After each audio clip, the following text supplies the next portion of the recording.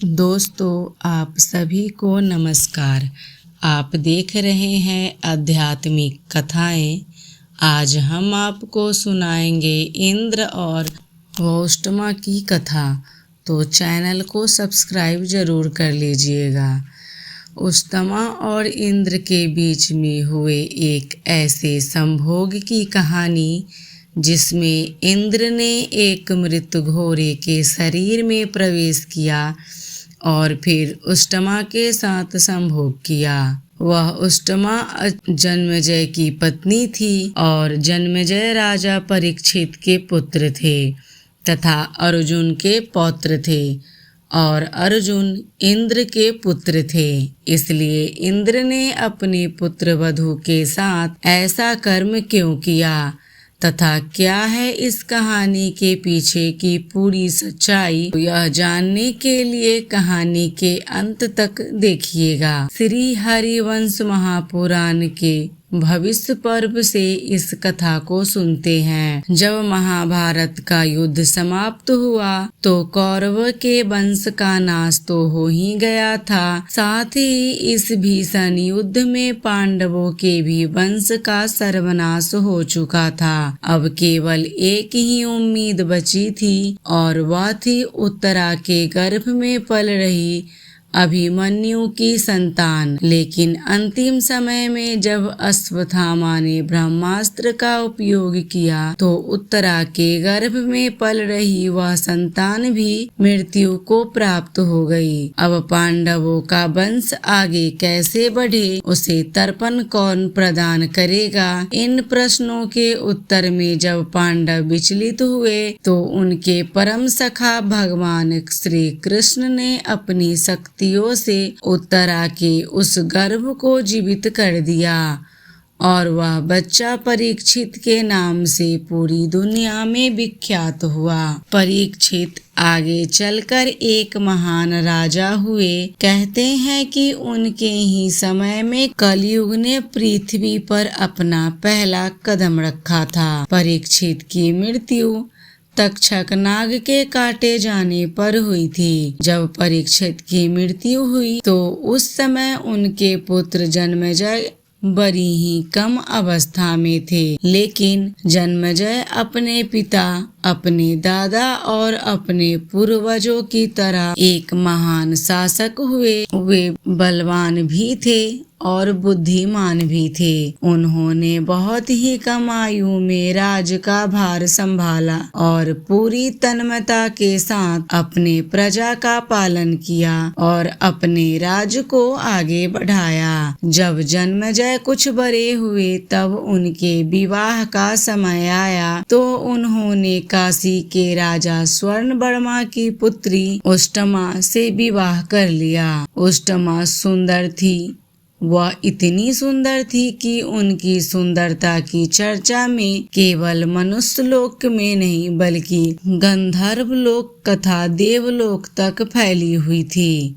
देवता, मनुष्य, गंधर्व, यक्ष और सभी प्राणी उन्हें प्राप्त करना चाहते थे, लेकिन वह उष्टमा जन्मेजय को मिली। लेकिन महाभारत में वर्णन आता है कि जिस प्रकार पुरुरवा और उर्वशी अपने प्रेम भरे दिनों में एक साथ रहते हुए सुखपूर्वक विहार करते थे, वैसे ही जन्मेजय व उष्टमा में भी प्रेम पूर्वक संभोग जनित विहार करते हुए इस पृथ्वी का सुख भोग रहे थे। इसके बाद अपने गुरुदेव से जन्मेजय ने अपने पिता के मृत्यु का वृतांत पूछा। इस पर गुरु ने तक्षक नाग द्वारा उनके पिता को काटे जाने का सारा वृतांत कह सुनाया। इस वृतांत को सुनकर जन्मेजय के मन में सर्पों के प्रति भयानक क्रोध का उदय हुआ। वह चाहते थे कि सांपों का मूल नाश हो जाए और इसके लिए उन्होंने मन ही मन प्रतिज्ञा कर ली। फिर उन्होंने अपने गुरु से पूछा, मुझे ऐसा क्या करना चाहिए जिससे कि मैं समस्त सांपों का मूल नाश कर सकूं? तब उनके गुरुदेव ने उन्हें सर्प यज्ञ के बारे में बताया और कहा कि यदि तुम भक्ति पूर्वक और पूरी विधि विधान के साथ सर्प यज्ञ का अनुष्ठान करते हो तो पूरी दुनिया के सभी सर्प उसमें उड़ते हुए आएंगे और यज्ञ की अग्नि में गिरकर भस्म हो जाएंगे। ऐसा सर्प यज्ञ सिर्फ वेदों में वर्णित है, लेकिन किसी भी राजा ने नहीं किया।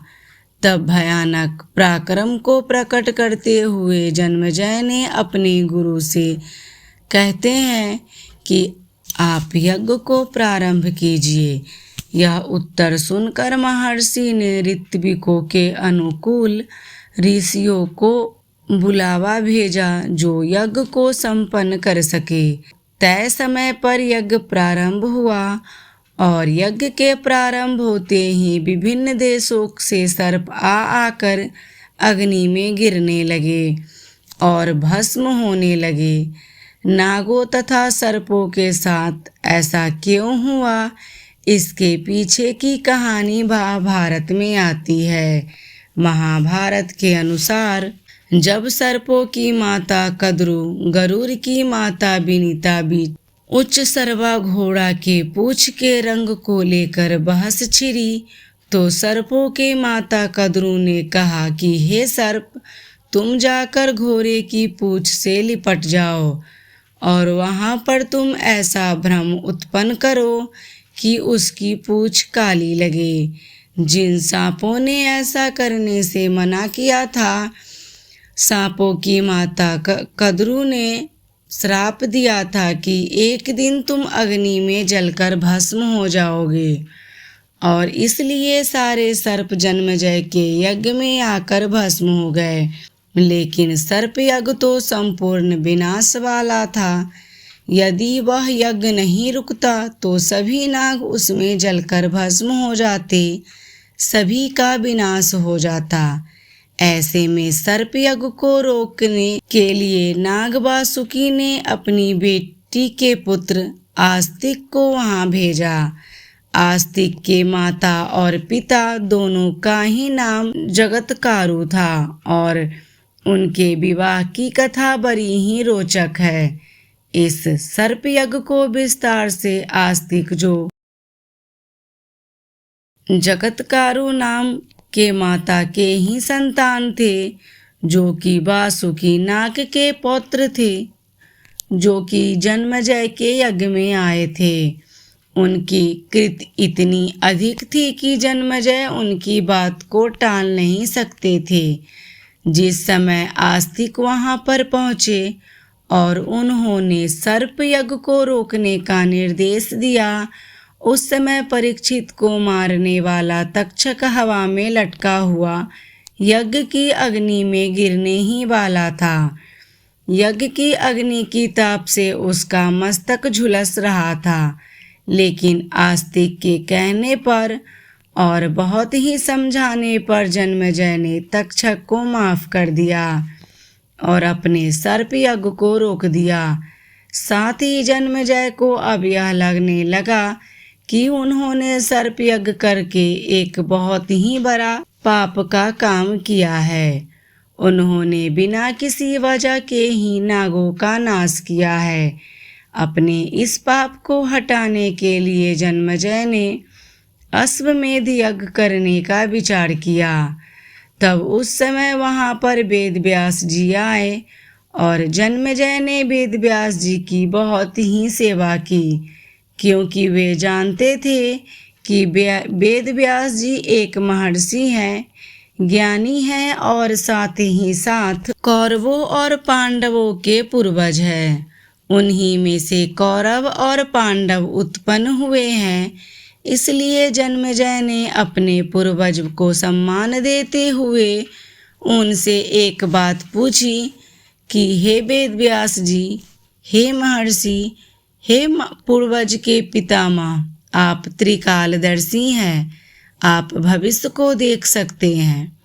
आप जानते थे कि युधिष्ठिर द्वारा राजस्व करने के बाद महाभारत का युद्ध होगा और फिर एक भयंकर विनाश होगा। फिर भी आपने उस यज्ञ को क्यों नहीं रोका? तब वेद व्यास जी ने जन्मेजय को कहा, काल की महिमा बताई, कली की महिमा बताई। और उसके बाद उन्होंने कहा कि काल को जानना अलग बात है और उसे रोक पाना अलग बात है। इसके उदाहरण के लिए जन्मेजय ने कहा तो वेद व्यास जी ने कहा, जैसे तुम अभी अश्वमेध यज्ञ करना चाहते हो, लेकिन मैं कहता हूँ इसे मत करो, क्योंकि भविष्य में इससे तुम्हारा अहित ही होगा। लेकिन जन्मेजय इस बात को नहीं समझ सका, क्योंकि जैसा कि वेद व्यास जी ने कहा था, काल को जानना अलग बात है और उसे रोक पाना अलग बात है। काल को कोई नहीं बदल सकता। जन्मेजय इसके अपवाद नहीं थे, वे भी काल को नहीं बदल सकते थे। उन्होंने वेद व्यास जी की बात को सुना तो सही, लेकिन अपने मन में सोचा कि मुझ जैसे सम्राट को एक यज्ञ करने में भला क्या दिक्कत आ सकती है। ऐसा मेरे साथ क्या बुरा हो सकता है। जब मैं किसी यज्ञ का अनुष्ठान करूँगा, यही सब सोच विचार कर यज्ञ की तैयारी कर ली। और जब अश्वमेध यज्ञ संपन्न होने वाला था, घोड़े की बलि भी दी जा चुकी थी और परंपरा के अनुसार उसे मृत घोड़े के पास एक रात के लिए राजा की रानी को सोना पड़ता था। उसी समय इंद्रदेव उस घोड़े में प्रविष्ट होते हैं। यह श्री हरिवंश महापुराण के भविष्य पर्व में वर्णित कहानी है, जिसका हिंदी अनुवाद बहुत बड़े महात्माओं ने गीता प्रेस गोरखपुर के लिए किया है। इसलिए यदि उन्होंने ऐसा लिखा है तो कहीं ना कहीं इसमें कुछ सच्चाई तो जरूर होगी। और उस अश्वमेध यज्ञ में जब घोड़े को मार दिया गया और रानी उस घोड़े के पास परंपरा को निभाते हुए सो रही थी, उसी समय इंद्र सिर कटे हुए घोड़े के अंदर प्रवेश करते हैं और वह पुष्टमा के साथ घोड़े के रूप में ही संभोग करते हैं। ऐसा करने से रानी का व्रत भंग हो जाता है और रानी अपने सैनिकों से कहा, घोड़ा तो मरा ही नहीं है। इतना सब होने के बाद जन्मेजय को यह पता लगता है कि उनका यज्ञ नष्ट हो चुका है, घोड़े में बाधा आ गई है और रानी का भी सतीत्व भंग हो चुका है। तो वह बड़े ही गुस्से में होते हैं। वह उस यज्ञ में आए हुए ब्राह्मण को भला बुरा कहते हुए अपने राज्य भाग जाने के लिए कहते हैं। वे कहते हैं कि तुम ही लोगों ने कुछ ऐसी गलती की होगी जिससे यज्ञ में ऐसा विघ्न उपस्थित हुआ। उसके बाद जन्मेजय अपने पुण्य को दोहराते हुए इंद्र को श्राप देते हैं। वह कहते हैं कि यदि मुझ में थोड़ा सा भी पुण्य बचा है, यदि मैं पांडवों का वंशज हूँ, यदि मैं अपनी प्रजा का समुचित रूप से पालन करता हूँ, तो भविष्य में कोई भी इंद्र को अश्वमेध यज्ञ द्वारा याद नहीं करेगा। कहते हैं तभी से कलयुग में अश्वमेध यज्ञ बंद हो गया। ऐसा करना फिलहाल में पाप माना जाता है। यानी कि ऐसा नहीं है कि अगर आपको विधि पता है, आपके पास पैसा है, तो आप अश्वमेध यज्ञ कर सकते हैं, क्योंकि कलयुग में जन्मेजय के ही श्राप के कारण इसे बंद कर दिया गया है। और अंत में अपनी पत्नी को वह पुष्टमा से क्रोधित होकर कहते हैं कि तुमने मुझे छोड़कर किसी दूसरे के साथ संभोग किया है, तुम पर पुरुष कामनी हो गई हो, इसलिए मैं तुम्हारा त्याग करता हूँ, तुम मेरे साथ रहने के योग्य नहीं हो। वह पुष्टमा जन्मेजय को अपने निर्दोषिता साबित करने के बहुत प्रयास करती है। वह बार बार कहती है कि मैंने ऐसा कुछ नहीं किया, किसी दूसरे के साथ कभी भी संभोग नहीं किया, मैंने किसी के साथ रमन नहीं किया, यह सब एक छलावा है। यह सब एक छल मात्र है। लेकिन जन्मेजय अपने गुप्तचरों द्वारा मिले हुए समाचार को काट नहीं सकते थे और उन्होंने पुष्टमा को ही झूठा घोषित करके उसे अपने राज्य से निष्कासित कर दिया। जब इतना सब हो रहा था उसी समय विश्रावावसु नाम के मुनि जन्मेजय के यहाँ पधारे। वे वेद व्यास जी के कहने पर आए थे। विश्रावावसु उन्हें जन्मेजय को बताया कि जैसा कि वेद व्यास जी ने कहा था, अगर तुम अश्वमेध यज्ञ करोगे तो तुम्हारा बुरा ही होगा, और अब देख लो वैसा ही हुआ। इसमें ना तो इंद्र की गलती है और ना ववष्टमा की गलती है, ना ही उन ब्राह्मणों की गलती है जिसे तुमने भगा दिया। यह सब तो काल द्वारा निर्धारित था। यह तो ब्रह्मा जी का लेख था। कली काल में अश्वमेध यज्ञ न हो, इसके लिए तुम्हें निमित्त बनाया गया।